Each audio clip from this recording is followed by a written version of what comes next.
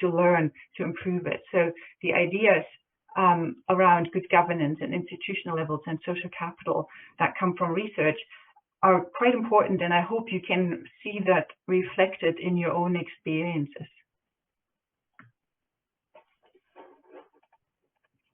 There we go.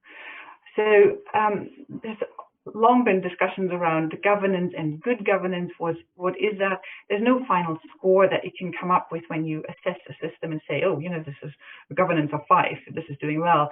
But it's a set of elements and areas that you need to consider, that you need to address where commonly issues arise, because good environmental governance includes the participation of non-state actors, and they may not be familiar with how you know, administrations work, how policy works, how implementation works.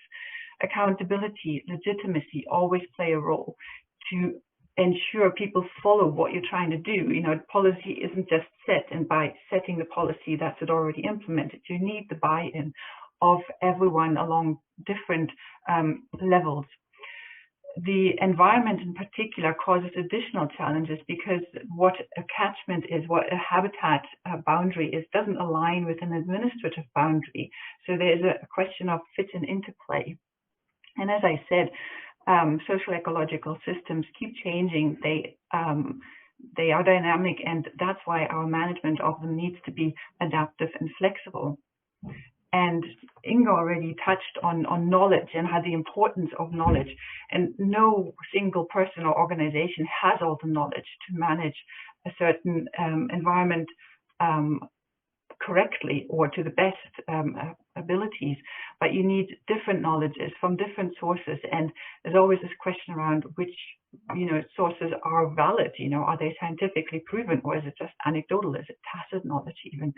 And bringing that knowledge together should help with evaluating and monitoring what we do and whether we're making progress to where we want to get to. I've mentioned institutional levels, and to simplify it a bit, you can distinguish 3 levels. The farmers, the brokers, the facilitators around us may be most familiar with the operational level. I talk about action collaboratives that work on the ground. They actually implement projects. That's what they focus on. A level up, you've got the organizational level, and collaboratives at that level focus on policies or programs of organizations. So they don't really try and achieve change by planting trees, but they work at a higher level. They try to influence organizations, and that could be government agencies, NGOs. And one other level up, another step up, is the policy level. And also there you find collaboratives. But again, they don't try and influence individual organizations, but they focus on government legislation, on policies and rules, which would then effectively create the framework to influence organizational collaboratives and also the action collaboratives. And to put some meat by the bone here, to make that a bit more visual, I'd like to share an example from Australia with you, where I studied local land care groups and regional natural resource management bodies. So an example here of the action collaboratives and the organizational collaboratives. And the table lists the different characteristics, and you see already how they're juxtaposed and how they're quite different. So the land care groups, you know, consisting of volunteers, they're not paid. They have to be committed to that group in order to make a change. They work with smaller areas, smaller populations, and the issues that they address normally are of local significance. Whereas the regional NRM bodies, they work at a larger scale. They have, you know, the issues that they're looking at are of regional significance, and they employ staff. They or have a board as well that represents other organizations, other stakeholders, and their commitment is only required for the time of employment or while they're appointed to the board. So this slide just summarizes that these differences exist, and maybe in particular to highlight is the different languages that get used by collaboratives at those different levels. and that's, you know, not Spanish and Chinese, but that is, you know, the terminology that you refer to, or whether you can understand if somebody talks about action plans and strategic decisions and the programs of, you know, the 9 CAP objectives. Does that even make sense, you know, at a different level? And you need to keep that in mind, that this language is associated with different levels of where those collaboratives work. And the same thing that I've just outlined between action collaboratives and organizational collaboratives also applies in terms of distinctions to policy collaboratives, which have yet a larger scope, a larger population they're dealing with, and larger geographical scales. And yeah, not least to say is that these different interests and directions and ways of trying to achieve change, they can cause difficulties in aligning interests and also in communication, as I just touched on that language problem, and in agreeing priorities, because what is supposed to be a next good step for one group may make absolutely no sense to the other. Briefly highlighting that when we talk about policies, we tend to not always mean the same thing, because policy as such consists of a bundle of different tools at different levels. And sometimes people discuss policy and they think they talk about the same thing, but they don't. So I'm presenting a model here that distinguishes 4 different parts, where at the top you have the policy statement, which covers a time frame of up to 20 years or so. That's the longer term, broader goals for changes. That's probably the stuff that Inge talks about. But underneath that will sit a strategy document, and that has a slightly shorter time frame, and that might be the CAP strategic plans. I don't know, I haven't looked at this, you know, but it'll be sitting somewhere there. It details a few steps, and then under that again you have policy tools, and that's where most of you know, the EIP, the operational groups, maybe policymakers at the national or regional level will have experience, because that's where it's about funding schemes, about regulation, about providing, you know, resources such as staff time. That's where the policy interventions happen. And below those again sit action plans, very, you know, short scale project management things. So all of these normally are bundled up in when we refer to policy, but definitely need to make sure not to compare one to the other without being aware of where in the policy hierarchy the policy that you talk about actually sits, or where people want to try and make a change and what they want to influence. Now, a couple of slides on preconditions and skills. So if you want to involve collaboratives at different levels, you need to make sure that when you get, you know, a sort of action level collaborative to work, that they have you know, that there's scope, that there's a policy window, for example, or a funding cycle that will align with what they're trying to achieve, because it's nothing worse than getting all the momentum build up and then this stops dead because, for example, here was a government election, the new government's not interested, all of that gets shelved, and you lose that momentum and all the work that people have invested. Transparency, again, very important, but it's not the same as lots and lots of information, because you can actually bury or obscure transparency by providing too much information. So this is perhaps where that broker role came in that Inge mentioned earlier, or the facilitator, making those connections, making sure information is passed on. And collaboration isn't free. And I alluded to, you know, having paid members of staff or people on boards, they have their time accounted for. But people in action collaboratives, for example, they do this voluntarily. They have to carve out that time from their day without being paid for it. So engaging in collaboration must be worthwhile for them, and it must bring up, you know, bring enough benefits for them to make up for those transaction costs. You know, could be intrinsic motivation, or, you know, an interest you've always had, or you want to make a change, you want to address a problem. And even for people who are paid, staff and agencies, for example, that motivation is important, because if they don't believe in the reason or in having a benefit from engaging in collaboration, they'll be quite reluctant, or they'll not pay enough attention, or they don't buy into the process. I did mention social capital, and I have a figure here on the top right that sets out 3 different kinds of social capital.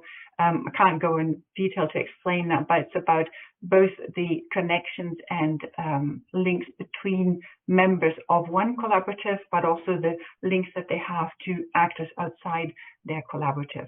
And if you have pre-existing social capital, that's gold. That is worth so much, because you can already build on something that's there. You can expand that. So if you come into a situation that has existing groups, existing links and networks, that is the ideal to have. Social capital is closely linked to trust, and just to comment on, well, that trust does take a long time to build. So be careful, don't risk it. It's easily lost. And do make sure that, you know, any agreements are honored, expectations are managed, because that is where you have to, you know, maintain that trust and support it.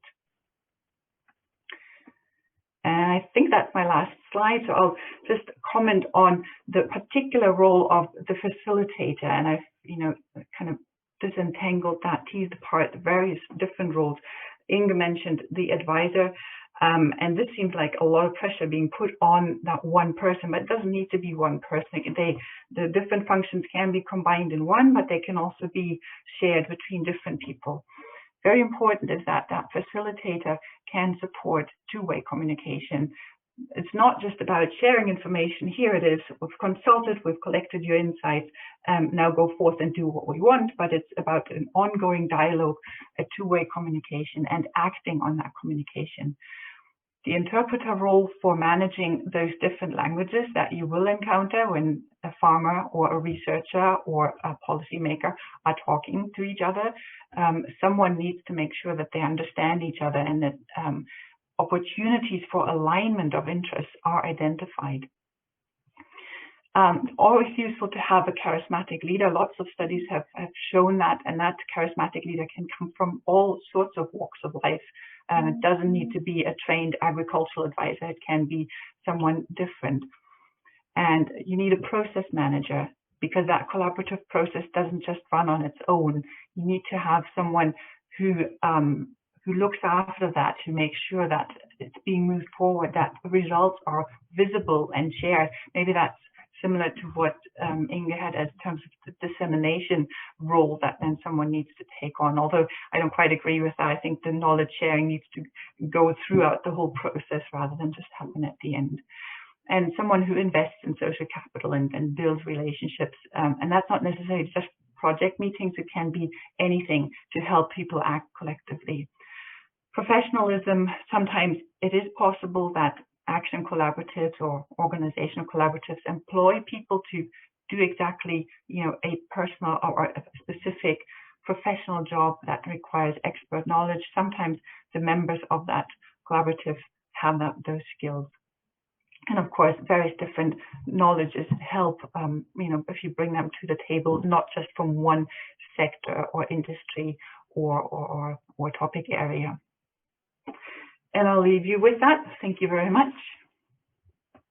Thank you very much for that, Katrin. That's a very interesting presentation, and I think really important messages in that last slide that you provided to us there. And the other one that I took away from that was collaboration isn't free. And that becomes increasingly apparent to any of us who are trying to engage multiple people in our projects. Thank you for that. So I'm going to hand over to Jack now to commence his presentation. So Jack, if you can share your screen, and again, to remind people to pop questions into the Q&A, and we'll come to them at the end. Thanks very much. Can you see that? We can. Great.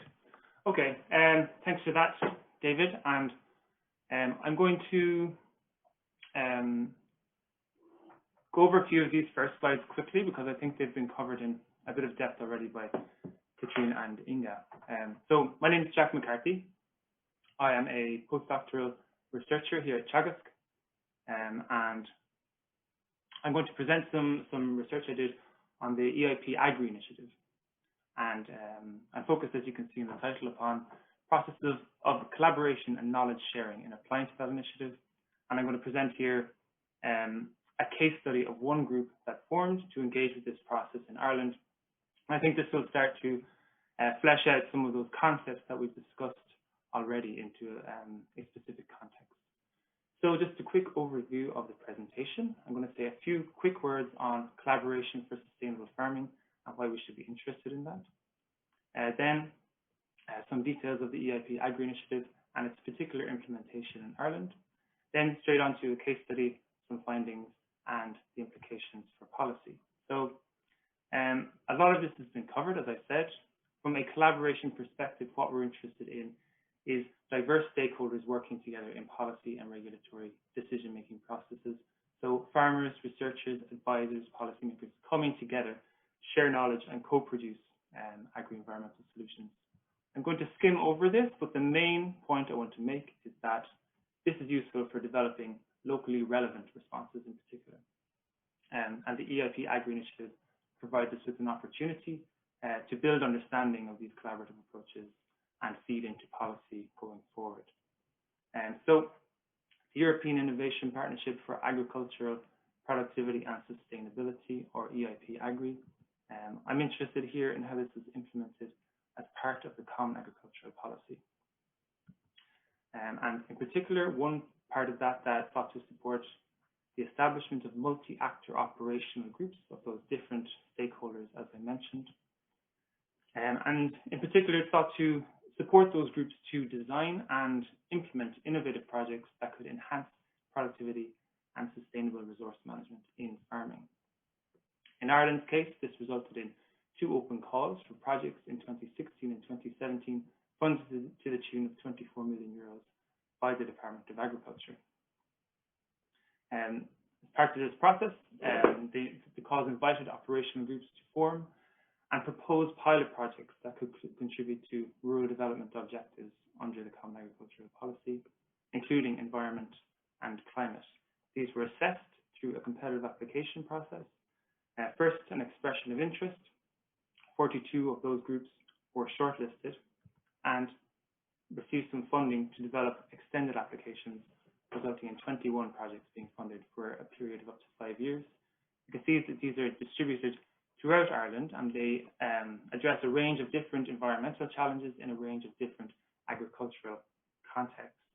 My focus today is on one group and just the application process, how they formed, how they collaborated to produce a proposal. And they're based in this area here in County Mayo. It's an upland area. You can see in the map that a lot of the area is under environmental protection, and a form of farmland known as commonage is prominent in the area. So commonage refers to distinct parcels of farmland that are owned by defined groups of farmers. So this gets quite complicated in practice, but just to explain the concept, you might have one commonage with 10 shareholding farmers, each with the right to graze 20 sheep on that commonage.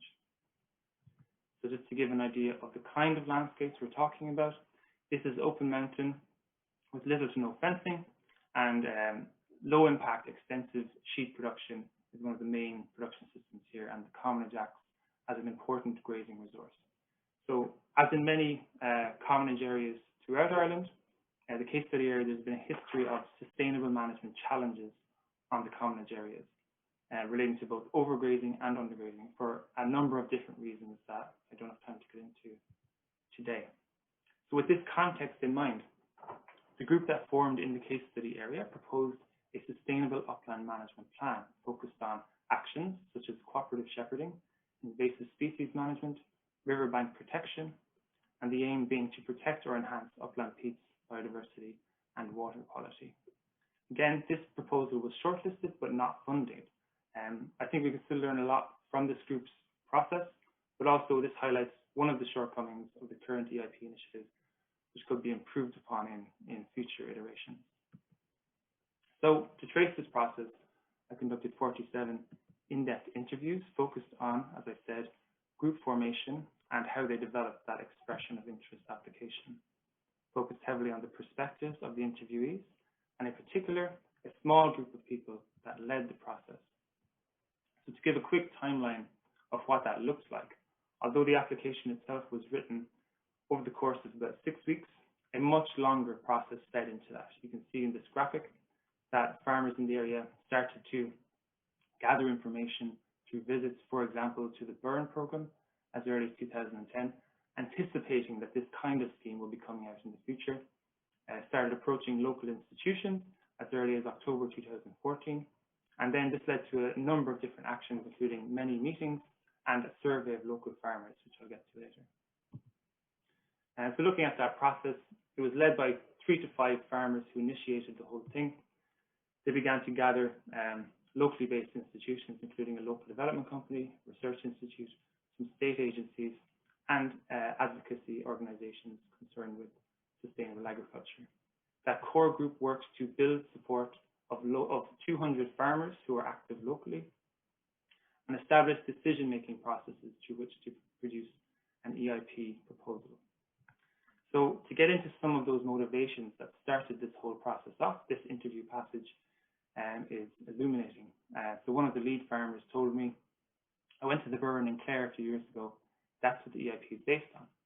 It's very farmer focused. If the farmer isn't happy, then we can change it, which is very appealing, because until now that wasn't the case. We wanted the EIP because it's not penalty based. It's supposed to be driven by advice and by working with all these agencies. So these motivations, and a number of these were shared by that core farmer group. Firstly, they were impressed with other working examples, such as the Burn, which they thought provided a more promising model compared to existing schemes such as GLAS. In particular, they wanted to increase their own knowledge input into the design of these schemes, but also to foster a more collaborative relationship with regulators, with less emphasis upon penalties and so on. And they argued that this would help them to improve and sustain good farmland conditions, and also remembering that, of course, farming is a livelihood, that this would protect income streams from existing cap payments, and help them to work towards getting better payments for the public goods they produce in terms of landscapes, biodiversity, and climate change, greenhouse gas sequestration. So moving on to the next step, those farmers approached a local development company active in the area early in the process, which ended up facilitating much of the decision making. Importantly, and as was highlighted by Katrin, there were already good working relationships between these two groups, trusted locally, and there were other schemes in place that had built these good relationships. And importantly, the local development company had the skills to facilitate a collective decision-making process. Here's a quote from one such professional who illustrates the kind of approach that they took to facilitation. And they stated, any decisions are to be made with consensus, with agreement. There are never to be any decisions made outside of the group of farmers. There are strong agencies involved with a lot of expertise, but the farmers are the key group. So here we say that there was an emphasis on keeping farmers at the core of decision making, which really reflects an understanding of why the farmers started this scheme in the first place. This led to a number of other, farmer-centered activities, such as the establishment of a farmer-led committee, with 14 farmers from the local area, supported by 11 institutions representing 200 local farmers active locally. They engaged in consensus-based decision-making processes involving long discussions of a range of different issues, often for several hours at a time at these meetings. Additionally, they sought to reach out to that broader group of 200 farmers. They did so through a survey in summer 2016, seeking to gain input.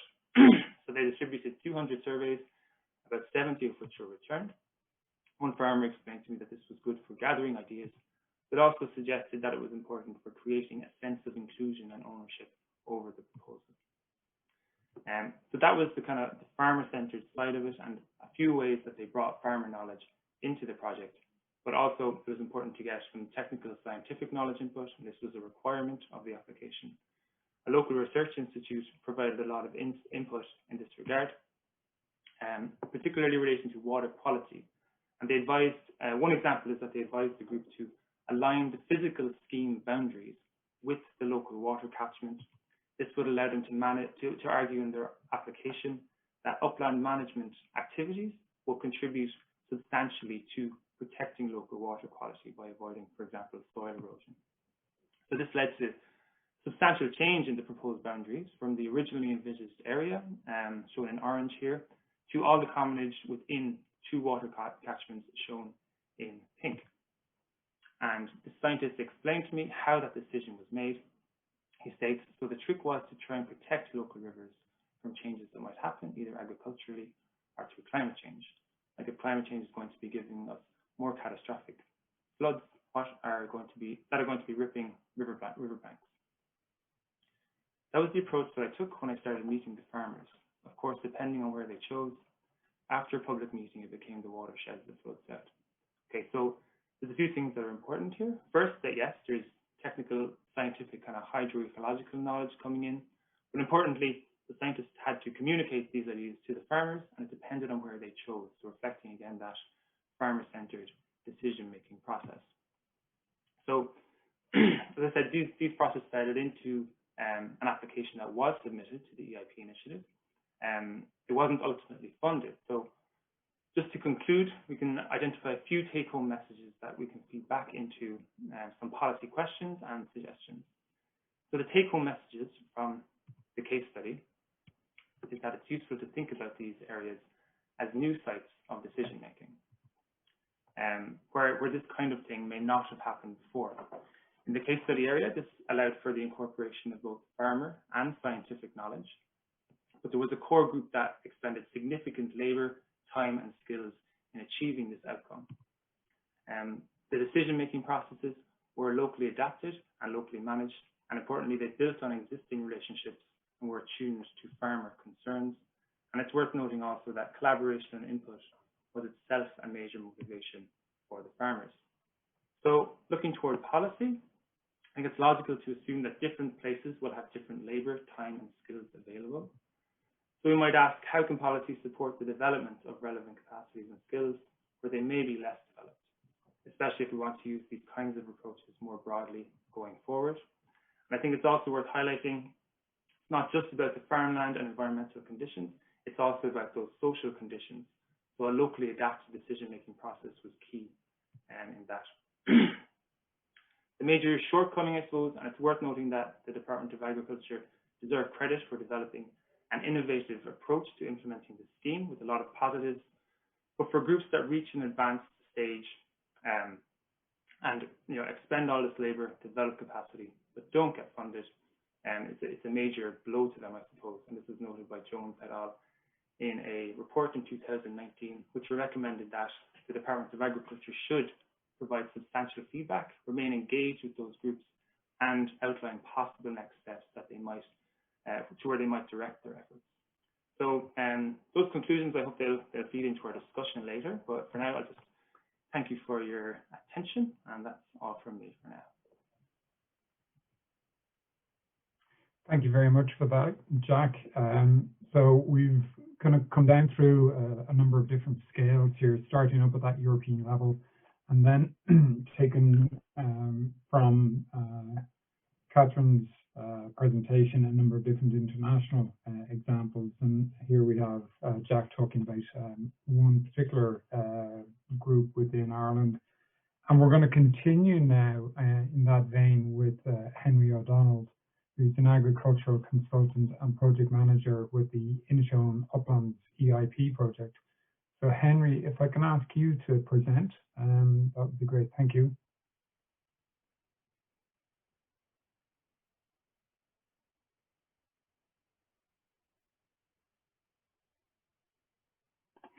You're still muted, Henry. You need to unmute.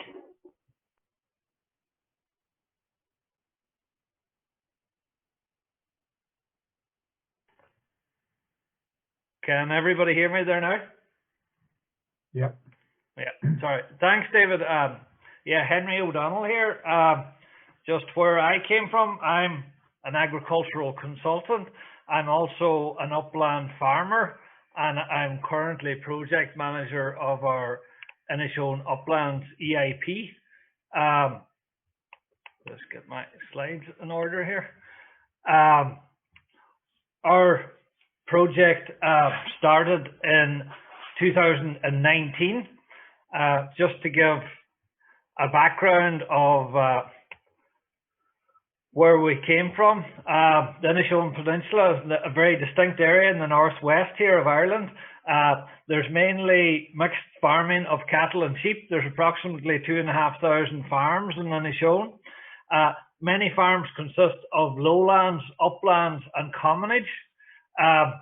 Flood mitigation is something we're concerned with at the start of our project, because it was a major issue here in Inishowen the year before our project came together.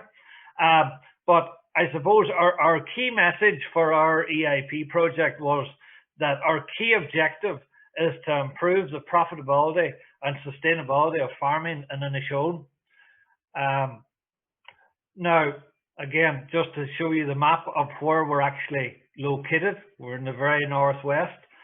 Our project, to set the scene, was started around the kitchen table by a group of farmers who were, I suppose, frustrated with having to enter current agri-environment schemes. They felt they needed the income, but they felt that the measures in the scheme didn't really deliver anything to their farm, and if they were being honest, didn't deliver enough for the environment or climate or water quality either. That there were generic schemes that were very broadly designed, and it was felt that these schemes didn't really fit with the type of farming that our farmers in Inishowen were actually carrying out. So we started off with a blank sheet of paper, basically a wish list, what we would like farming schemes to entail, or what we thought would make sense to carry out on our farm. Now, we were mindful, as I said initially, that we were looking for something that would improve the economic returns and sustainability of our farms, but we also felt that with a bit of innovation, we could deliver measures that would actually improve the profitability and sustainability of the farm, as well as delivering for biodiversity, for water quality, and for climate mitigation. So that's where we started off. We put in an initial application, an expression of interest, a relatively short document. And the first time we put it in, we were told that we had some interesting concepts, but that we needed to develop it a bit further, and we would be very welcome to apply when the second call opened up. So with that in mind, we revisited our expression of interest and actually sat down and focused ourselves on exactly what we wanted to do. And we sent in the second expression of interest. And from there, we were then funded to do a project plan. And thankfully, that plan was accepted and put to the implementation phase. Now, very briefly for our project, it's really concentrated on 5 measures that our participant farmers carry out on their farms. The first one is upland grazing with cattle. The second one is agroforestry on the farm. The third is the use of diverse clover swards on the farm. The fourth one is the use of red clover for forage conservation. And the last one is for pond creation on the farm. Now, I'm briefly going to go through these measures, but very briefly, that's selection of some of the type of cattle that our project introduced onto the uplands. Very briefly, again, cattle on the uplands is something that's beneficial. The mixed grazing is beneficial for all animals on the uplands.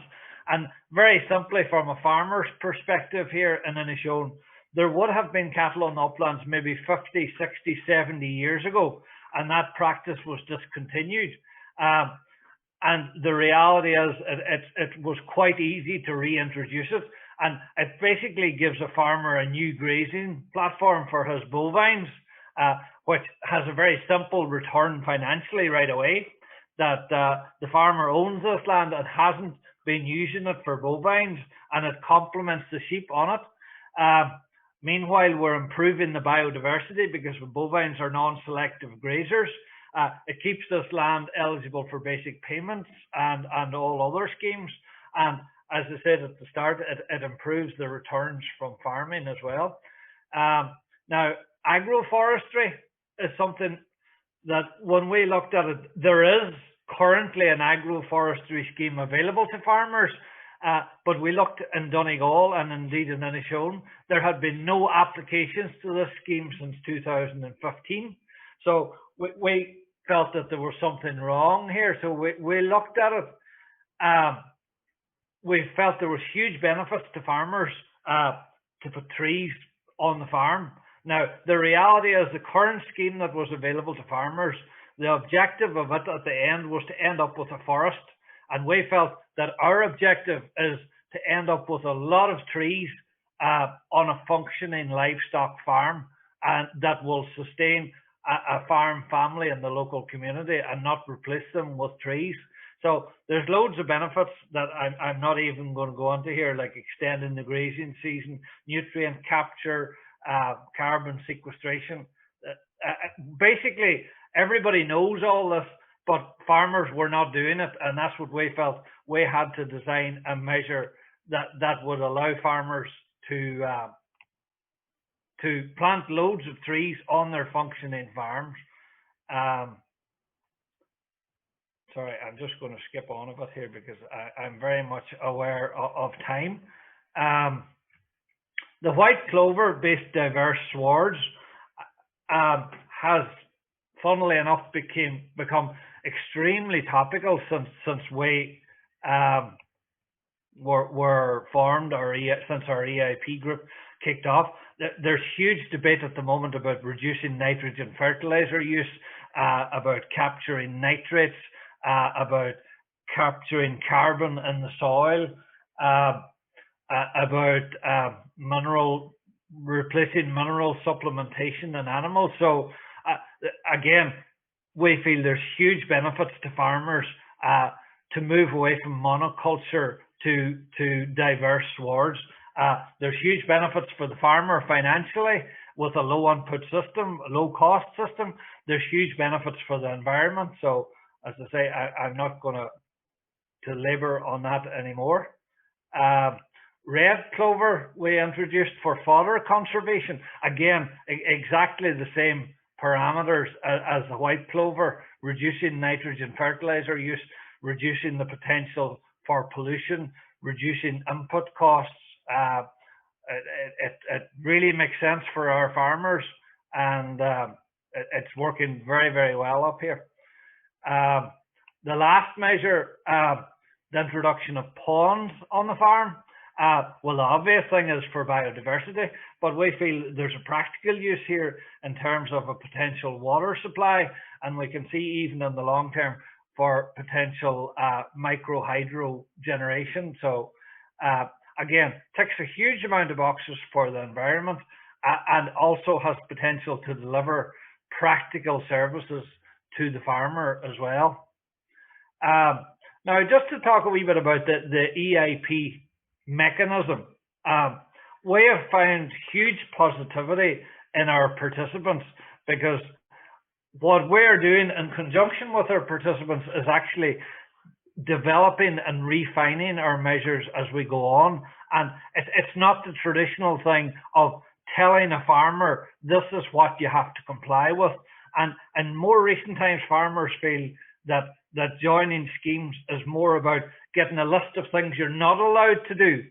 Whereas what we have done with our participants is engaged with them in the development of these measures and actually let them see that this is actually leaving an income behind it. And what we feel is with our measures and our farmers, they can see that this will actually improve their income. And even they weren't supplemented by EU funding to do it, they can see that it makes sense to do these measures. And indeed, even already, we have farmers that aren't in the scheme, but are adopting some of these measures because they can just see that it makes sense. So it's a total move away from the traditional agri-environment where farmers feel that there's measures imposed on them that actually impinge on their agricultural activity. we're really developing this in conjunction with farmers that it enhances their agricultural activity. So a few conclusions. Our operational group, I should say, is made up of farmers.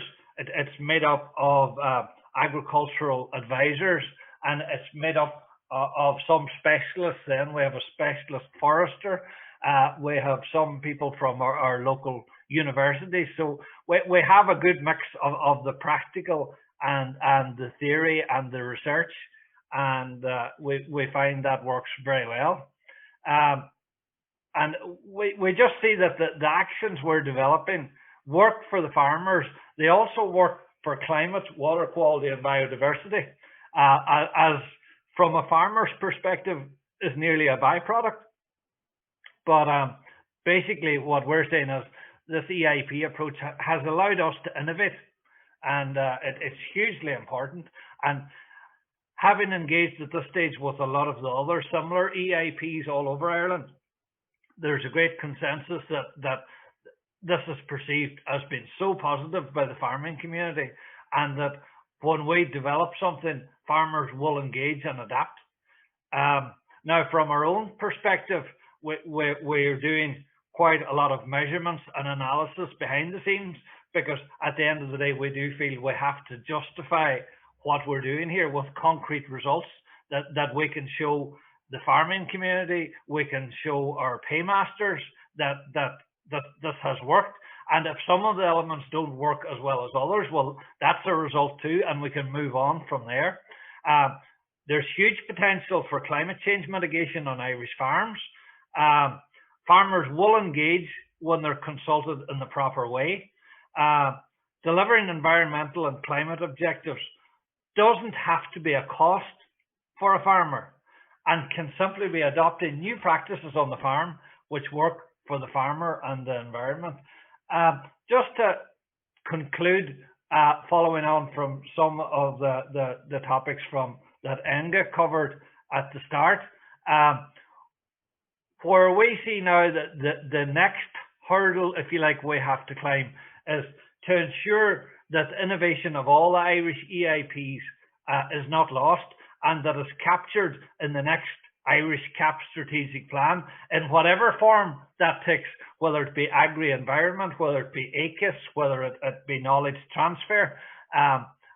We feel very strongly that's the next thing that has to be developed further, and to ensure that this fabulous investment of EU money is actually used to implement something that delivers for everybody. So thank you very much. Thank you very much for that, Henry. That was really, really interesting. And as you quite rightly emphasized at the end there, a great example of how the interests of society at large in terms of concerns around biodiversity, environment and climate can also be aligned with the interests of farmers, and the importance of that in terms of achieving those big societal challenges, whilst at the same time supporting farmer objectives around sustaining their own livelihoods. So we're now going to switch to a different context, and here we're looking at the Netherlands. And I'm going to ask Alex Datema, I'm not sure if I pronounced your name correctly, Alex, so forgive me if I haven't, who is a dairy farmer and chair of the Farmers for Nature group in the Netherlands. So Alex, over to you. Thank you, David. I think if you just keep it to Alex, it will be all right. Jack will be sharing my presentation. Thank you, Jack. We can go on to the next slide, please.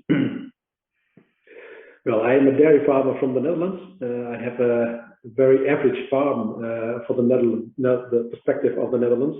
We milk about 120 cows with 2 milking robots. We have about 70 hectares of grassland, and on 15 hectares from that we do meadowbird protection. Besides being a farmer, I am the president of Farmers and Nature. In Dutch it is Boeren Natuur, but it's about farming and nature. That's the umbrella organization of all the farmers in the Netherlands who take part in the agri-environmental schemes. That's in total about 10,000 farmers at the moment. and we carry out the agri-environmental scheme. The next, please. Well, Boeren Natuur is a it's a young organization. We exist since 2016 because we had a change in the agri-environmental schemes then. I will come to that later. We have 40 members, and the 40 members we have is the 40 groups of farmers, the 40 collectives we organize on the national level. And beside the 40 collectives, there are 10,000 farmers connected to the local groups, to the collective, the group of farmers. What we do is we organize the farm land, bird protection, and the landscape maintenance. And the total is about, at the moment, there's about 75 million euros every year available for carrying out these measurements. It's all in Pillar 2. The next, please. Well, what we said is that we want to have an organization that covers the whole of the country. So there are now 40 collectives organized in the whole of the Netherlands. So there's not a spot in the Netherlands where as a farmer, you cannot join a collective in one or the other way. And these groups, they have a long history, but since 2016, we are organized in one national level in Boeren Natuur. This is just a map to show that we are really covering the whole of the Netherlands. Next, please. Well, we had in 2015 a big system change in the agri-environmental schemes. We went from a farm approach to a habitat approach. The reason for changing that was different kinds of reasons were therefore. There were lots of questions about the effectiveness of how the agri-environmental schemes were organized in the past, and from the farmers there was a great need or a great greed, maybe I would say, to have more influence on how the whole thing was organized, because it was in the past it was an individual system. Just one farmer had a contract with the government, and there was no party who brought the context of the farmers together.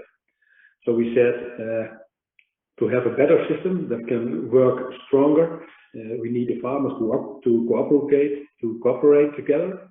In the Netherlands, farmers are used to cooperate, and they do that mostly in cooperatives or in collectives, as we call them at Inge.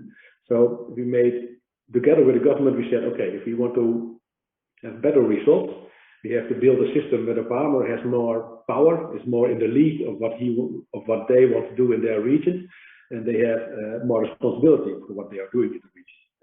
But we also wanted to have more, to be more efficient. And that was also what we achieved now with the 40 collectives. So now we have a system where a farmer can only join the agri-environmental scheme and he is part of a collective. That makes that if you look at efficiency, and in the past there were 13,000 contracts between the government and the farmers. At this point, we have only 40 contracts between the 40 collectives and the government. So there's a lot of efficiency. The effectiveness should come from a habitat approach. We are not looking at the parcel level, and we are not looking at the farmers at the farm level. We are really looking at a habitat level to organize the right measurements for the habitat we want to create. And we also managed to make sure that the farmers are in the lead, because all the collectives are cooperatives and they have a board of farmers. So the farmers take great responsibility in the whole system. The next, please. What do the cooperatives do literally? Well, it works in the next way, because in the Netherlands, the responsibility for the agri-environmental schemes is not a national responsibility, but it's located at the province level. So every province has an amount of money, and they have certain goals for their area. And the province invites the collectives to make a management plan. If the province says, well, we want to have meadowbird protection in this region in this specific place of our province, and the collective then makes a plan. So the collective, together with the farmers, makes a management plan for the right measurements for a good habitat for meadowbirds on a regional level. The collective then prepares the collective claim, the subsidy claim. And they also have a contract with all the farmers. So the collective makes a plan, talks to all their farmers about the plan, then makes an offer to the province, and then also makes contracts with the farmers. If the plan is found okay by the local government, by the province, then they have the contract with the farmers, and the next year they will carry out the measurements in the field.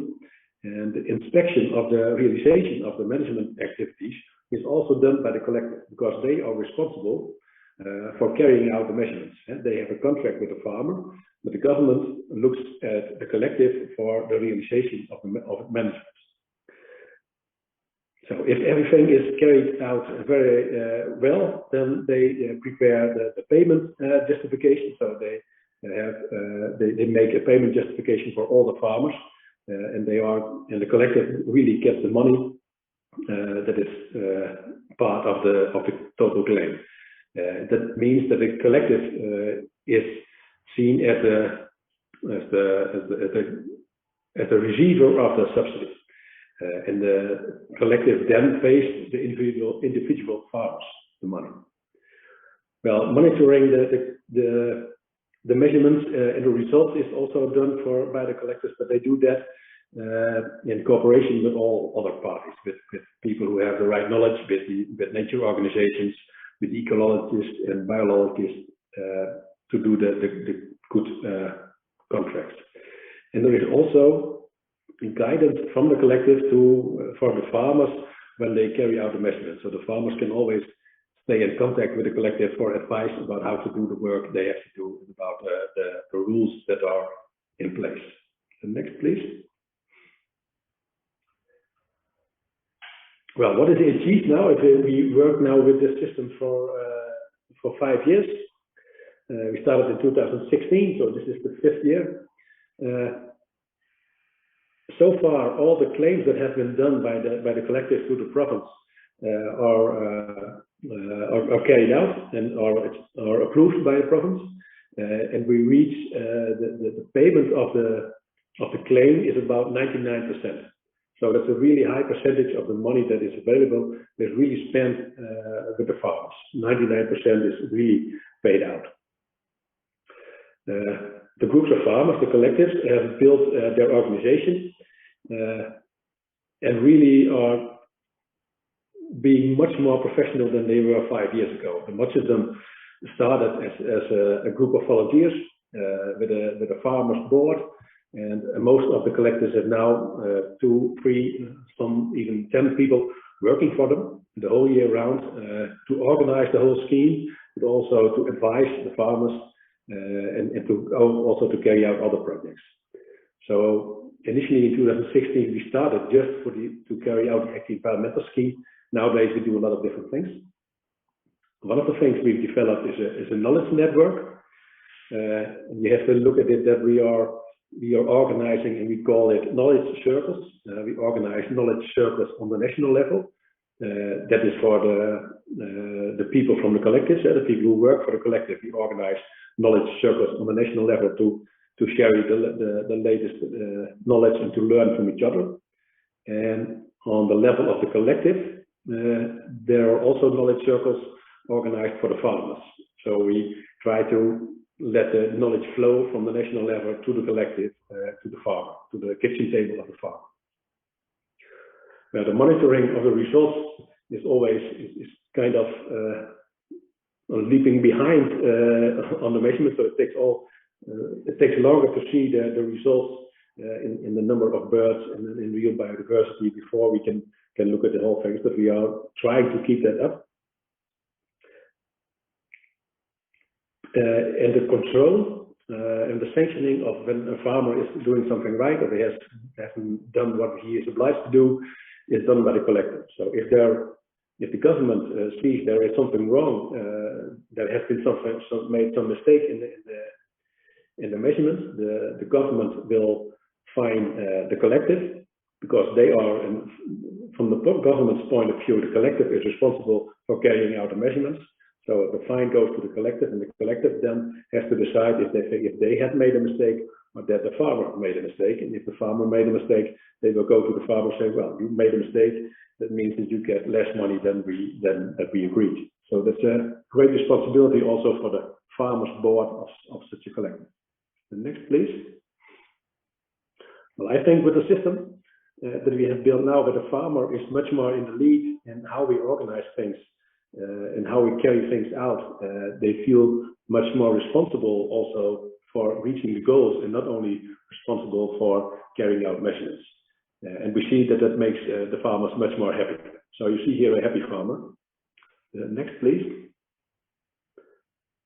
Well, we think that the way we carry out the agri-environmental scheme should also be a part of the new CAP. We think we can reach much more goals with the new CAP if you give a lot of responsibility for farmers. But that means that there are, if you look at the new CAP, there are new goals. We're talking about climate, biodiversity, environment, landscapes. And the old CAP is not built on that kind of goal. It's just about rewarding ownership of land. And we think that the new CAP should challenge farmers about the new goals. Next, please.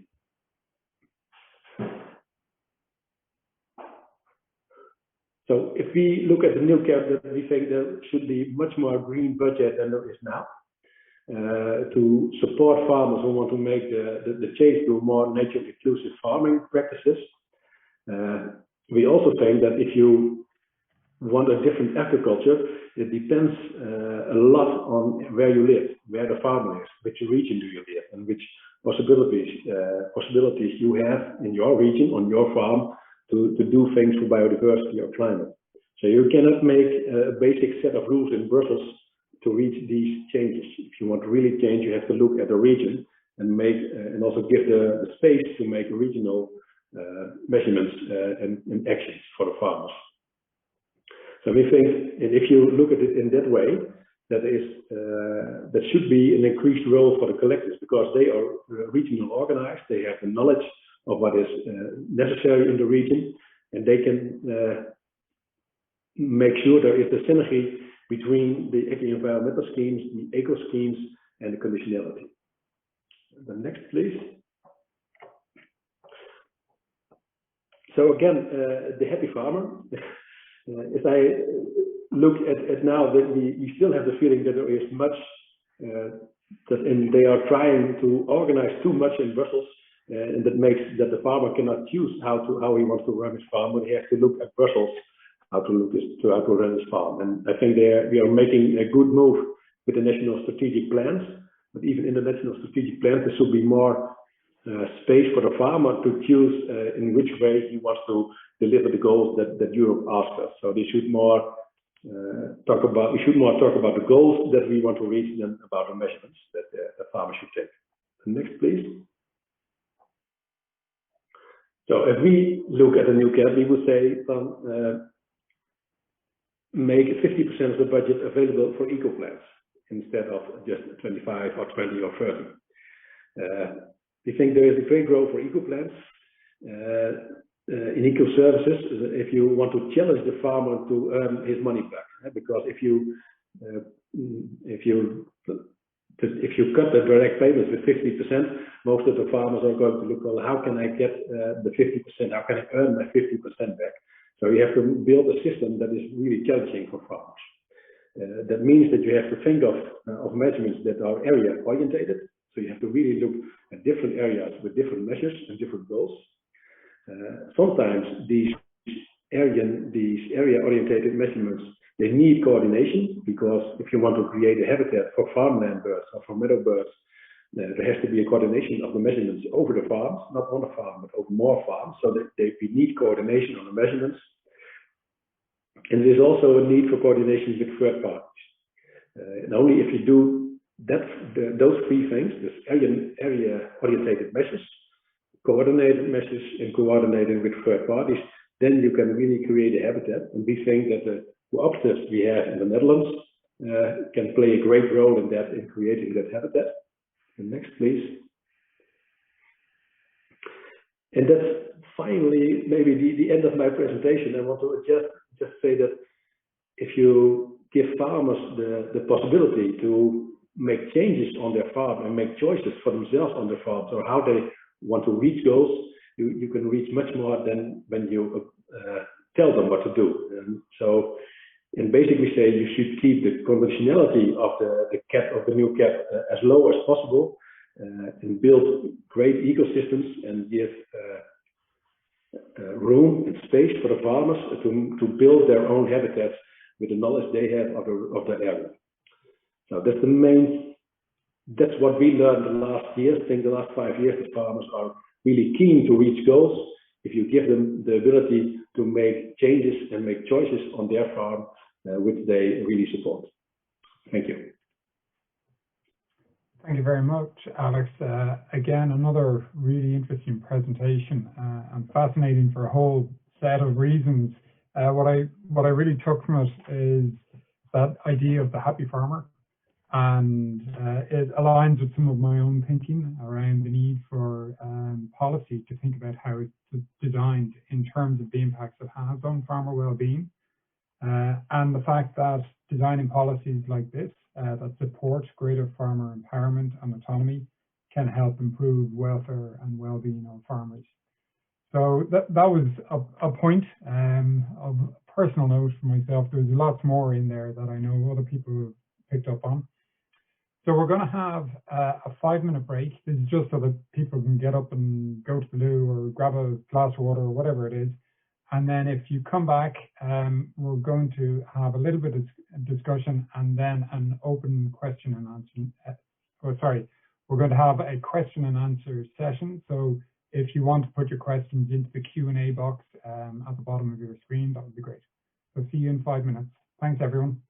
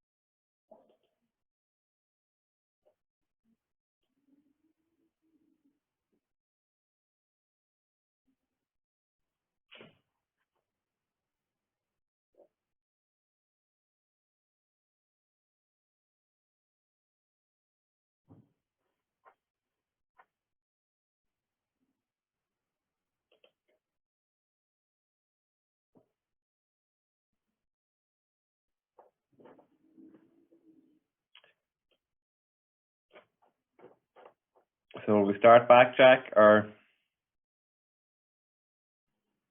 Yeah, I think we can start back. Okay. Thanks. Okay, so we'll start back, and thank you everybody for returning after a very swift coffee. So we've an opportunity now to initiate some brief discussion with the panelists, but also to initiate that we'll have an opportunity for two discussants who aren't presenting to date. So we'll ask firstly for Mary Mulvey for her observations on what was presented this morning. So Mary is a sustainability consultant, founder of Ecotourism Ireland and former coordinator of the Uplands Network, and has wide experience in supporting dissemination and knowledge exchange activities linked with various EIP operational groups. So over to you, Mary.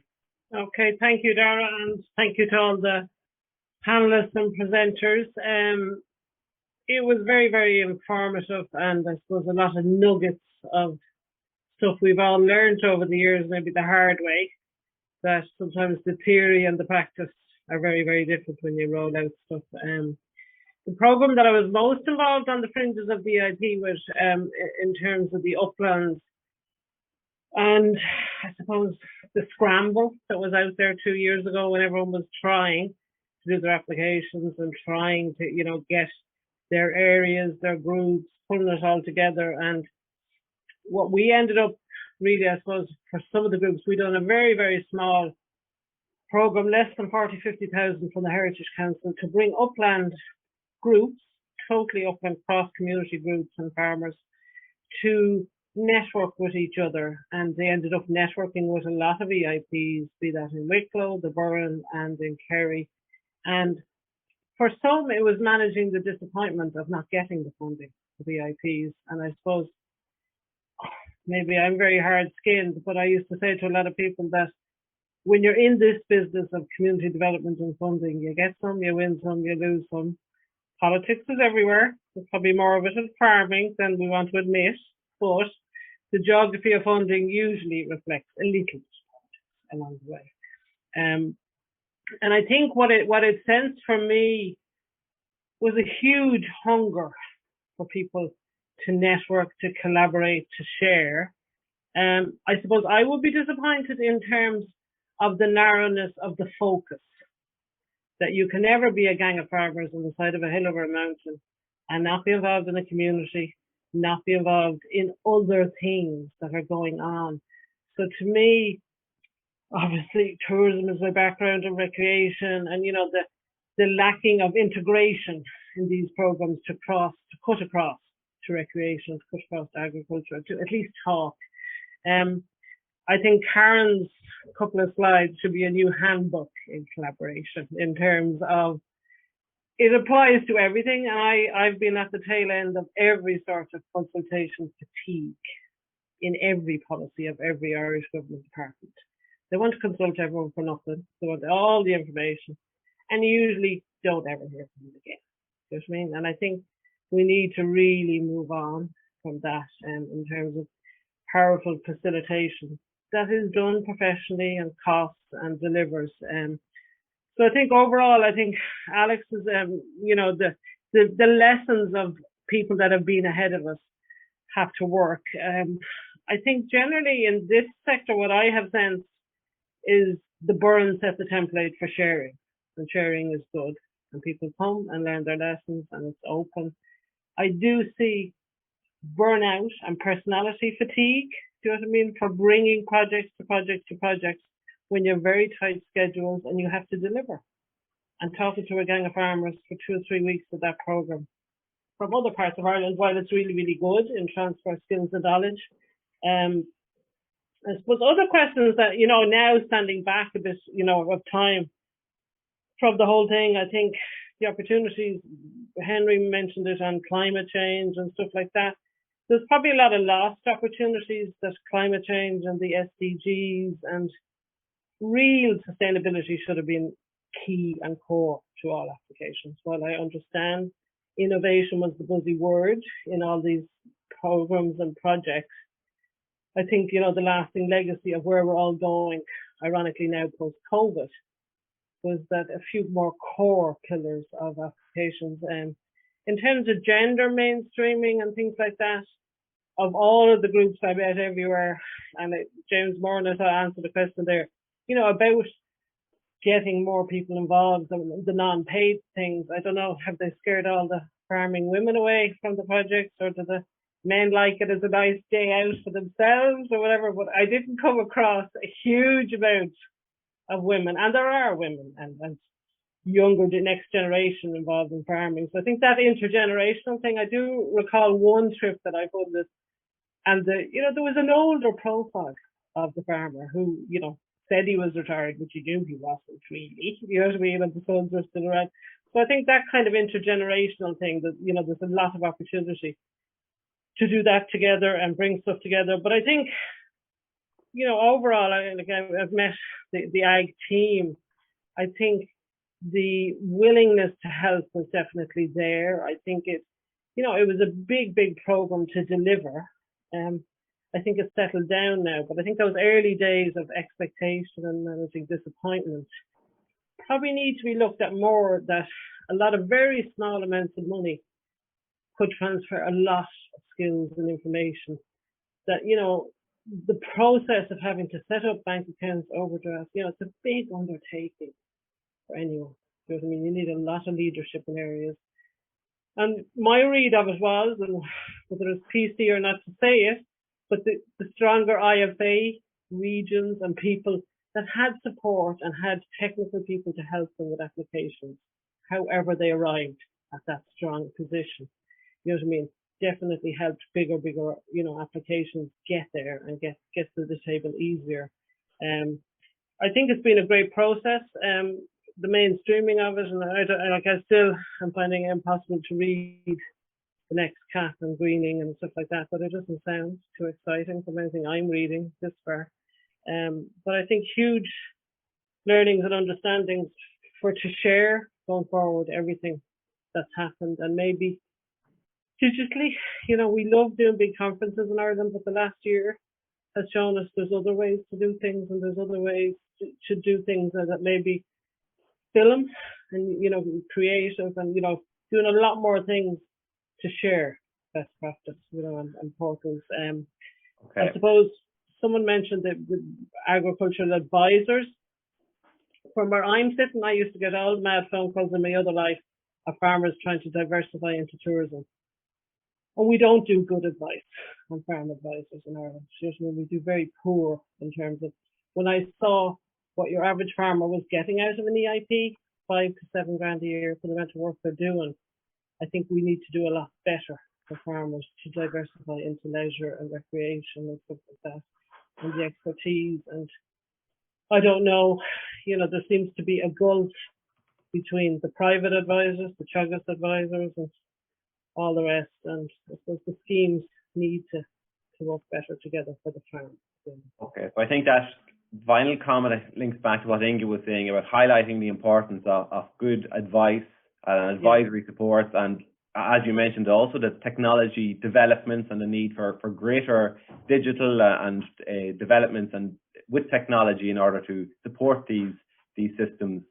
I think also you mentioned in relation to some EIPs having an unfair advantage. I was kind of thinking that down earlier, and I don't know if it's an unfair advantage, but you can see frequently in Ireland, for example, in many of the current EIPs were built on an existing live project or built on an existing project that was there. And in one way, you could say it's an unfair advantage, but on another way, it's building on very strong foundations that these live projects have implemented and very strong connections and engagements that they have already undertaken. So it's maybe a way of, on one side, you could say it's an unfair advantage, or on the other, it's you're building your EIP on very strong foundations that other projects have developed. I'll ask Margaret Murray now. Thanks very much, Mary. I'm conscious of we're very tight on time. I'll ask Margaret Murray now as well for her overarching comments. So Margaret is in the EIP division with the Department of Agriculture, Food and Marine here in Ireland, and has played a central role in the development of the EIP initiative in Ireland and continues to support the programme's implementation. So to you, Margaret. Dara, thank you for that intro, and I also want to kind of thank all of the speakers as well. And I have taken note of some of their comments, and they all feed in very well to what is happening here as we try and develop the new CAP and the new CSP. It's very, very challenging. The Commission has set very, very tight time scales, and there's a lot of kind of exterior targets around climate change, biodiversity, the Green Deal, and kind of all of those issues that we need to hit as well. Inge has been a great supporter of the Irish DIP process right from the takeoff. So thank you, Inge, for that, and we look forward to working with you further. The Teagasc or Teagasc system is very important because we all know about the vital role that a proper advisory service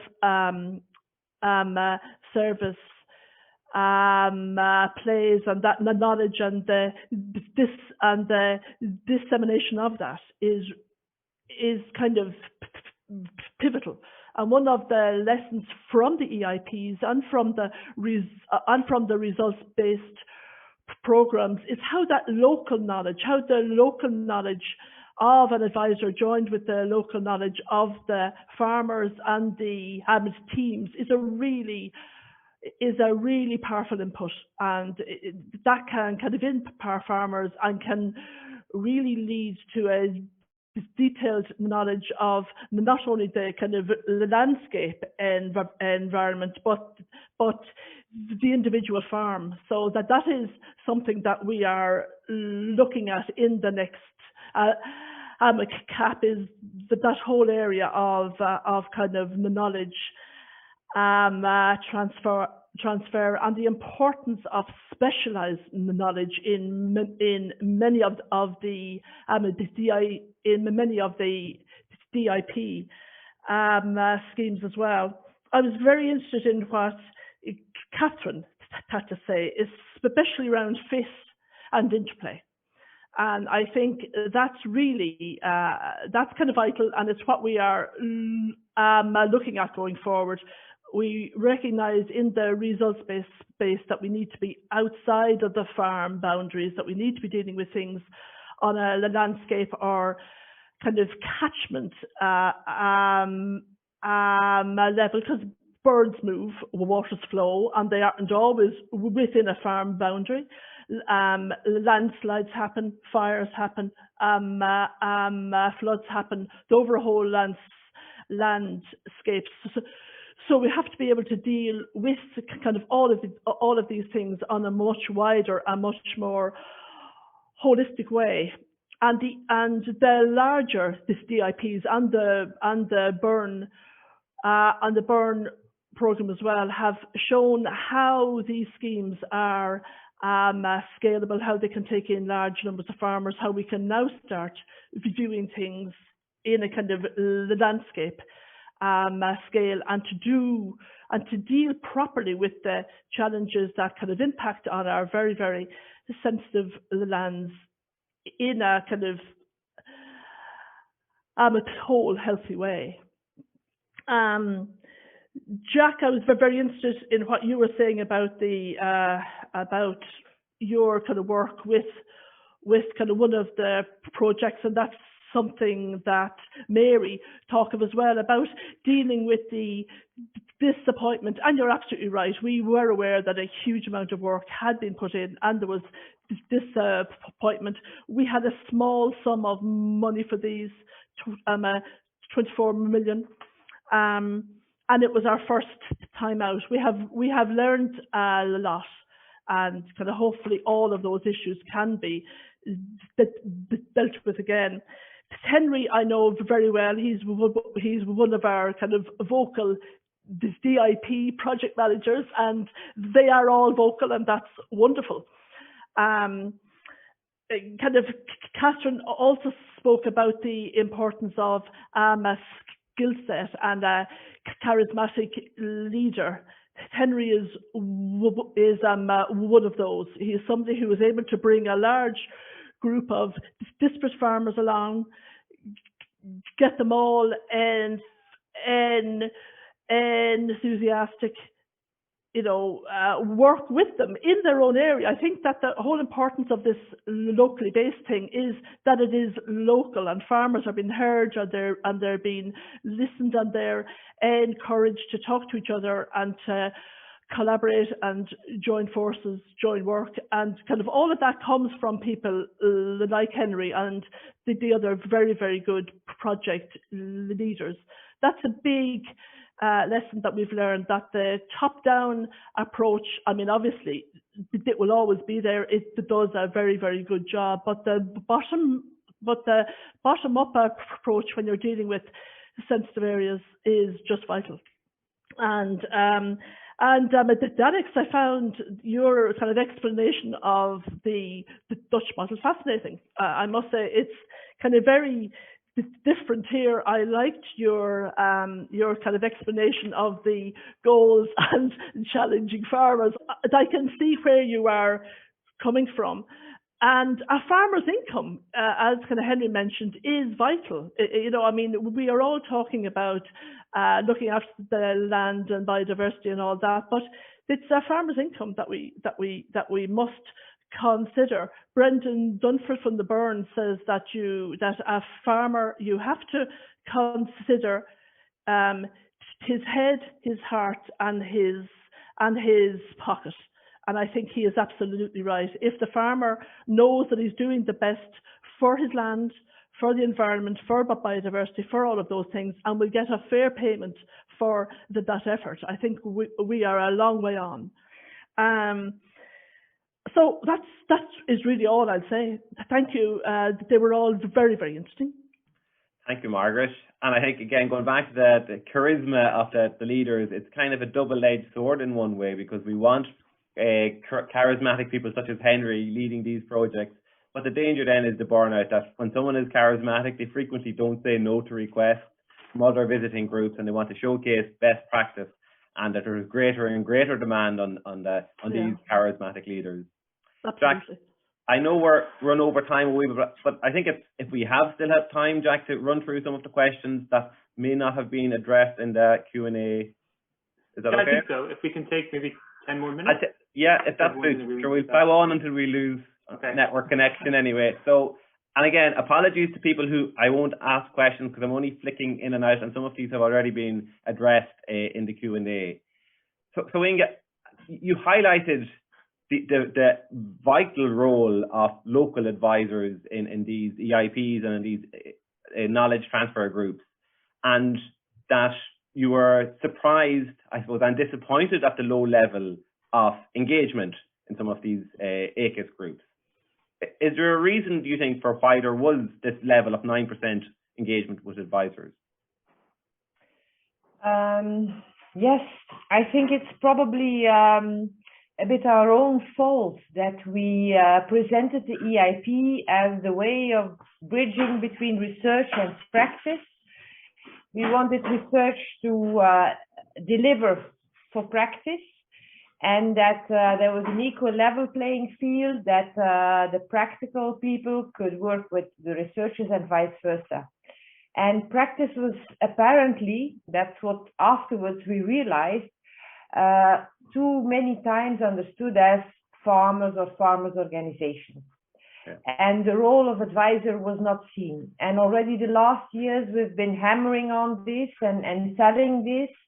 And this eventually really came up now in the regulation as an obligation to have it. The same with innovation brokering. That's what you say. You need a charismatic person, whether it's a farmer-led group or an advisor who can really make the farmers enthusiastic around a certain objective that they have. Those are key things that during the 7 years that we exchange knowledge within our EIP network that we realized is almost key for having good groups. So a key obligation for future EIPs is to have this local, regional, national advisor engagement with these groups going forward. It's not as strong as that. We want that member states organize in their ACE strategy that innovation support, innovation brokers, innovation facilitators are available, but we don't want to be too Brussels ivory tower and say each operational group has to have an advisor, because some groups with farmers can really do very good things without any advisor involved. I think in the Netherlands we see several examples from that. So we don't want to be so strict as that. Okay, thank you, Inge. So Katrin, again, thanks very much for a very interesting presentation. And you were highlighting how different institutional levels work. How do we ensure that the objectives of the different levels are aligned, even if they're working at different spatial or temporal scales? I guess that's just communication. You have to ensure that what is set out as overarching objectives at the higher levels is understood by lower levels, but also higher levels understand why perhaps at lower levels another priority is just more important, it's closer to their heart. So I just think it needs communication. You can't solve that in any different way. So bottom up and top down communication. Yeah, both. Okay. Thank you, Katrin.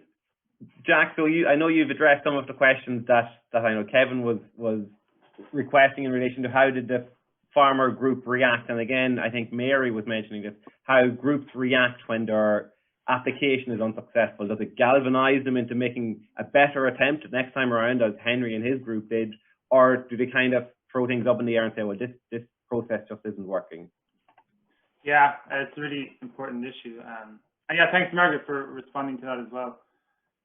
So I guess, yeah, speaking from that one group that I engaged with, it was, yeah, kind of, I did go back to that group to kind of, and I can only speak about, I guess, the sort of sense I got was that, yeah, there was just, severe disappointment that, this amount of labor had been put in. They'd formed really good, strong working relationships between the farmers, local development company, local research institute, kind of, there've been volunteers involved, gathering data that was available, like, not just social data, but also ecological data in relation to the local area. I felt there was quite a strong confidence also that they were going to be funded, given the kind of, I suppose, the technical proficiency of the application they put together. And when so went back to the main feeling was disappointment, some frustration of not getting a more, I suppose, in-depth response from the assessment process as to, I think it had been, their perception was it was quite a surface level kind of score, but didn't get enough depth to kind of help them understand why it wasn't funded in the end. So there was some speculation around that. And then I suppose, yeah, that I suppose those strong relationships were still there, but as far as I know, they haven't been able to direct that capacity they built, I suppose, towards a new initiative. Yeah. And again, this I suppose goes back to what Margaret was saying. If you're going to have 5-6 times as many applicants to a new scheme as there are positions available, there are always going to be groups that are disappointed. So it's I suppose gathering information how the department can inform those groups such that they can explore future opportunities, which leads me on to Henry. What did you do differently between submission 1, Henry, and submission 2? Well, I suppose from my perspective, having actually been involved in another submission for another one which wasn't successful, I kind of have both perspectives. I think the main thing for me that I felt that as long as the process was very transparent, which I felt it was, we couldn't really complain about it. And looking in the cold light of day at our first proposal and looking at the feedback we got on it, I think we felt that we had to agree that we needed to focus on actual what exactly we were going to do.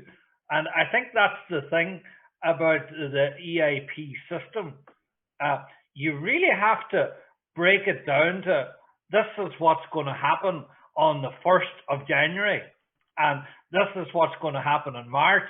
This is the actual activity on the ground, and have it a very, very clear pathway. There's no point in my mind in going around a lot of theoretical. You just need to decide, this is what we feel strongly we have to do, and this is why, and this is what it will deliver, and just to be clear and concise. Now, we purposely didn't confer very widely, and I just get the sense that some people maybe conferred very widely, and they ended up that there was too many with quite a similar ethos. Like, we felt we knew what our issues were and what we wanted to deliver, and we focused totally on that. And we sort of brought on the whole academic side to it probably towards the end of it rather than at the start of it. And I think maybe, I'm hoping that why we were successful was it came across that this is farmers, this is what they see as relevant and something that'll work. And as I say, I found the process that allowed that. And like, it's the whole idea of so-called perceived experts. Maybe we would feel quite strongly that it's the person that gets up every morning and goes out and feeds his animals or plows the field. At the end of the day, has the knowledge and has the potential to change what they have been doing. Like, there's a common thing here. We say farmers may have 30 years experience. Well, what we were asking ourselves, is it 1 year's experience repeated 30 times? And with that mindset going forward, I think that's where innovation will come from. So linked with what you were saying with the proposal application, and again, harking back to what Mary was saying, when they do come out, there's a bit of a scramble. And some of the challenge, I suppose, is writing an application is a kind of a skill in itself. So the group might have fantastic ideas, but it takes a certain style to deliver this in a manageable way for the department when they're assessing it. And there are only so many people probably available to write these applications. So that, I sometimes wonder, is that a limiting factor with certain groups who may have a fantastic idea, but when the scramble comes for these EIPs, they don't have the resources or the wherewithal to get in contact with some of these people who are more skilled at preparing some of these applications? Yeah, well, again, we had very definite ideas, and at the early stages we looked, whenever we got to the stage where we were funded to write up a project plan. Well, basically our operational group, again, still around the kitchen table, basically said, we're going to pay somebody that's going to come and ask us what we want to do. We know what we want to do, and we really have to try and do the bulk of this ourselves. And in fairness to the department, their guidelines were very well laid out, and we just followed the template we were given exactly and filled in our own aspirations. And we sort of had the idea that, okay, maybe somebody professional, for want of a better word, would draw up a better plan, but there's nobody going to draw up something that's going to be more relevant than what we do. And we said we would take our chances with that and do it ourselves. Now, I know we were lucky that we had the time to actually do it ourselves, and maybe, as you say, not every group has that, but I just have a feeling that this idea that you pay somebody to formulate your own ideas end up being somebody else's opinion of your own ideas, okay, and possibly get diluted. So I think the fact that ye as a group wrote the application highlights that it doesn't necessarily need a professional person to write it. Coupled with that, the fact, I noticed you in the comments said that you had no previous scheme up there. So again, you're undermining my comment that some of the schemes that we're building on a live project, it doesn't necessarily, if your ideas are good enough, and if your approach and your application is properly presented, then you don't need existing infrastructure in order to be successful. Yeah, at the end of the day, our infrastructure, we had a plan in place to put it in place in the event of us being successful, and that's what we done. It didn't, in fairness, take a huge infrastructure to develop a project plan. You know, and that's the way it should be. Like we had no expense as a group forming a legal entity or anything. We had an agreement document that basically stated, in the event of this being successful, we will form it. So I think that's very important that stays like that. So that's where we. Yeah, if I could just dive into that. We kind of deliberately kept it as a very simple process, actually, and they weren't all professionally done at all. Indeed, some of those that kind of weren't accepted either. We had somebody from the academic world and from the business world on our panel as well, and they were able to say, you know, that while it is very, very good, kind of all of the environmentalists in the room would have been saying, oh, that's fantastic. Our business experts said it doesn't make business sense in one part of it. It's just not working. It's not costed right. Or the academic would say something else as well. And indeed, some of the successful projects were from very, very small groups of farmers who had no expert help, but kind of had a really, really good plan. It was very easy. It was over about 15 pages that then it worked. And the whole idea of the LIFE project, yes, some of the larger ones are from LIFE. The pearl mussel kind of came from, I hope I could get this right now, Duhala LIFE, Kerry LIFE, the Ten Harrier came from Raptor LIFE, the Burn program is from Burn LIFE, the Aran Islands. And we think that is a really good thing. It kind of shows that these LIFE projects, which have a huge amount of kind of work in them, then have an afterlife and now have the possibility of being mainstream, the agri-environment programs, and we would see that as a really worthwhile process. It's a really worthwhile way of kind of getting schemes in, and they are all pilot schemes, which means that an awful lot of what the initial proposal said this is going to work didn't work. So the kind of EIP process is very responsive. It's very fluid. They will phone us up and say, we kind of thought DEX would work. It really hasn't, so we are going to do something else. And we'll say, fine. And very often something that they kind of hadn't even thought about earlier on, when they saw the project working, thought of something else that was genius. Yeah. Then it worked. I think that flexibility and fluidity is hugely important, and it addresses one of the questions in the question section as well, about how things can change from what initially started or what was an initial idea as more and more people get involved, or as things happen, or as there are climatic changes or weather events or things like that. Certain things can change the direction of what was an original proposal into something quite different, and I think that the EIPs facilitate that flexibility. Alec, I had a question for you. So I was very interested in that you can only enter an AES if you're in a collective. So is there much dissent, or is there much unhappiness with that? Are there people who are unhappy that you can only go into a scheme if you're in a collective? Well, I think some farmers are unhappy with that, but you have also realized there is a fixed budget.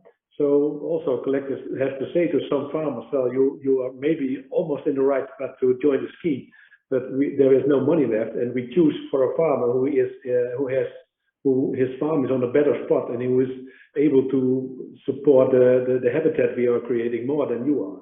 So there are two sorts of farmers that are unhappy. The ones that do not want to cooperate with other farmers, who want to make decisions for themselves, and the farmers who want to join the scheme, but there's just not enough money to let everybody in. Well, it's a good position to be in, that you have more people wanting to get into schemes than there are places available. It always shows that there is the appetite for engagement with this is high. Coupled with that, with the collectives, Alex, so the collective undertakes the administration and the practical rollout of the scheme. So in relation to the proportion of resources towards kind of the administrative cost and the farmer payments, is the percentages pretty similar across collectives? Are there guidelines in relation to that? Well, then there is a guideline. We get one budget, and we have to pay for our own expenses and to pay the farmer from the same budget. And the guideline is that you have to, the maximum you may use from the budget for organizing the whole scheme is 20%. And that's what we do at the national level and what the collective does at his level. I think the range between what collectives need is between 15 and 20%. And it depends a bit on what schemes you have. I have to say that most of the collectives were afraid that 20% should not be enough, wasn't enough. And the experience we have now, the last years, is that 20% is more than enough, and we can do it a little bit cheaper because we have a very great ICT system to work with, and that is developing every year. So the work the work is new, so it takes more time. Now we have experience, so we can carry it out, the work better and easier. So I think in the end, 15% will be enough. Okay, so that's encouraging. So we've seen probably the same in Ireland, where innovative schemes are kind of administrative heavy initially when they have a smaller number of landowners engaged, but then as more and more landowners get engaged, the relative proportion of the administrative cost diminishes.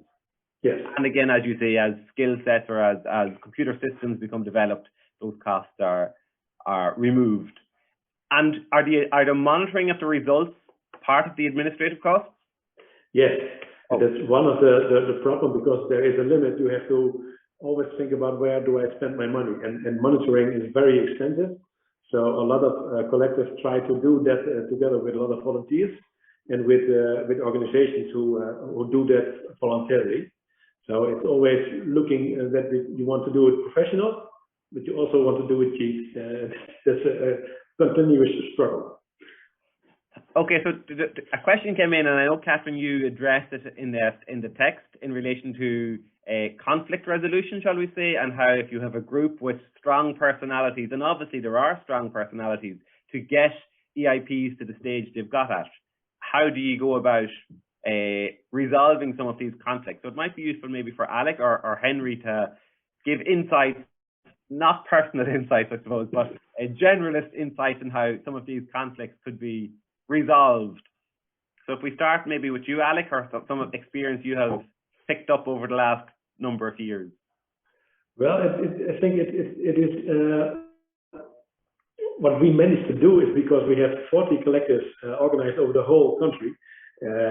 There is not much competition between them, because there is a fixed budget, and we have a sort of gentleman's agreement between the collectives that they do not try to pick money from a different one. The other hand, you see in some regions that there is a group of farmers who wants to farm ahead. I always say they want to take off biodiversity and take all kinds of measurements. And sometimes there's a different group of farmers in the same region. They say, well, if you are successful in creating more biodiversity, the next step of the government will be, they say, well, that's not that great habitat you created should be preserved. And we think of extra rules, so the things we did voluntarily at first will become a law in the end. And that's always that tension is there in some regions, and it takes leadership from the farmers and also from politics to say to make sure that it is clear that doing voluntarily all kinds of measurements will never lead to new laws or new restrictions in the same area. Okay. Thank you, Alex. So, Henry, I don't have you any. Yeah, well, I suppose as we try and put it into an Irish context, like I have to say I get the feeling at the moment that there's probably more environmental ambition for certain parts of Ireland than others, and I do think that this is going to lead to conflict. I would be inclined to be thinking myself that you can't just protect biodiversity and water quality in one area and sort of say, oh well, that area there as water quality is not great, we can forget about it. I do think that there needs to be ambition for all farmers and all types of farming systems, and that we can't have a situation where all the environmental ambition is on one area or one sector. And it's the whole argument here as to where compliance comes in versus incentivization in the agri-environment. It's a very, very topical issue, and as Alex says there, like we can see a risk that land would actually be sterilized in some places as regards agricultural activity because of its biodiversity value. And well, I personally feel that would have huge implications socially, because all of Ireland is a managed landscape by agricultural activity. And what we need to do is tailor our agricultural activity to promote good quality water, to promote climate mitigation. And that really should be our objective on all farms. And you can get into all kinds of contentious areas then, like carbon offsetting on peatlands and carbon-rich soils, which I'm not even going to start today. You'll be glad to hear that I mean, we just need to be careful with our CAP strategic plan, that it delivers something from everybody, and that all types of farms, I'm firmly convinced, have a role to play, and we can't pick one farm over another as regards our objectives going forward. Relating to the whole collective thing, I would be concerned again for the farmer possibly left behind. Whether that's his fault or somebody else's fault is probably the question. Obviously, if it's not his or her fault, I would have concerns there. And I think you have to look at the whole payment structure in terms of basic payment and eco schemes and agri-environment, and see where it all lies, and try and bring something forward that makes sense from that.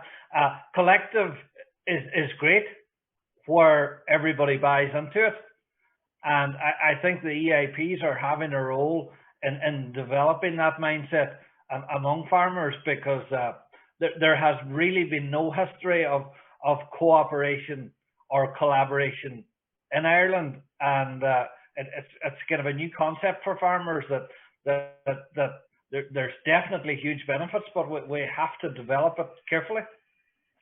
Thanks, Henry. So again, linking to what you were saying there, so I think this afternoon's seminars have highlighted the need for integration between practitioners and stakeholders, and all the way policymakers, landowners, and engagement with them all. But as you said, we also need integration of environmental objectives, environmental policy linked with production policy.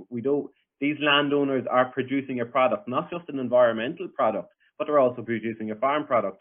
And this was kind of linked to some of the thoughts I was trying to finish up with today, is how do we build on that? How do we develop future collaborations such that we start integrating markets, such that we start integrating branding, such that we start getting society to pay a premium? I've always said it's been a bit of an oversight that we've had 30 years of agri-environment schemes in Ireland and throughout Europe, but in Ireland, and we've never had the opportunity to buy glass beef or glass milk or glass lamb. So future iterations of these schemes could try and engage further with the market, with the milk producers and with industry, such that the landowners are not only getting incentivized through policy, through undertaking these environmental and productive objectives, but they're also getting incentivized from the market, such that society, if we want more environmental products from our land, that we are willing to pay a premium for these more environmental products from our land. And just to add to that, you'll be glad to hear we've taken the first tentative steps, because we have realised that Inishowen Upland bovines produced on such a fabulous environment, conservation grazing, then being fed on diverse swards and red clover, have a fabulous story to tell the consumer. And we do feel our long-term goal is that the farmer producing that really needs to be rewarded for it, and he cannot continue to give it away as a commodity product. So we have it on our sites there, but they're always ahead of the curve. But you're right, and Katrin, but you're right. But some of the challenge, I suppose, is with some of the smaller EIPs is there's lack of consistency of supply. So I know for some of the markets unique, and David and Jack will know better about consistency of supply. Katrin, you're open to get in there.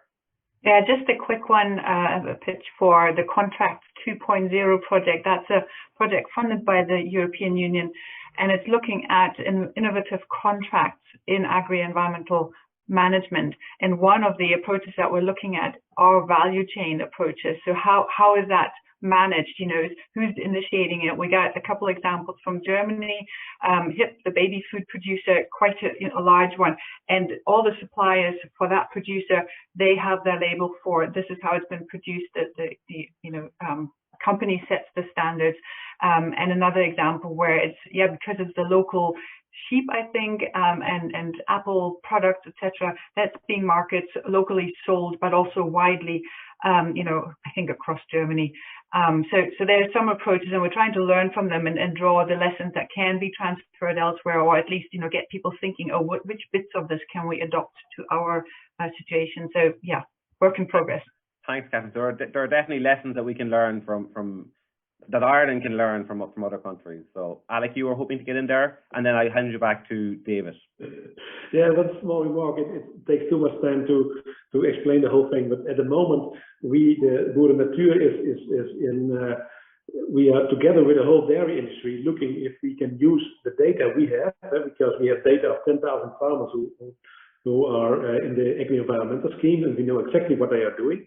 We can reuse those data for the dairy industry to promote their products, that the Dutch farmer is taking care of biodiversity, taking care of the landscape. And we're looking at how can we even make our database bigger by also let other farmers who are not in the scheme, but who do things for landscape and biodiversity, who just put their data in our system so we can use their data also. So we're also trying to look at how can we, upvalue our products with the data we have.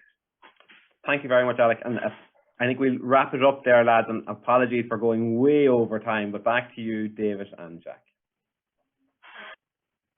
Thanks a million for that, Dara. And yes, we did go over time, but I think we've had some really good presentations today. There's been some really interesting points raised, and the discussions, comments, and then the Q&A there at the end. It kind of drew out a lot of different dimensions associated with collaboration, the need for collaboration, and where the focus should be going forward. And that, to me, it's really useful. In terms of what are we going to do next around this, well, in the first instance, with the agreement of the presenters, we'll make available the presentations that were given here today. We've also recorded today's presentation as well. So again, we'll get agreement on that and hopefully make that available too. But we'll be looking for opportunities in terms of taking this work forward and focusing on the needs of farmers and the other stakeholders that are involved in the EIPs and other similar sorts of initiatives to try and develop the tools and supports that they want and that are useful to them. So on that point, I'd like to thank you all for your time and your effort, and I'd particularly like to thank Jack McCarthy for the level of effort that he put into bringing us all together today. So thanks very much, Jack. And for the rest of you, I hope you stay safe, and we'll see you again soon. Bye.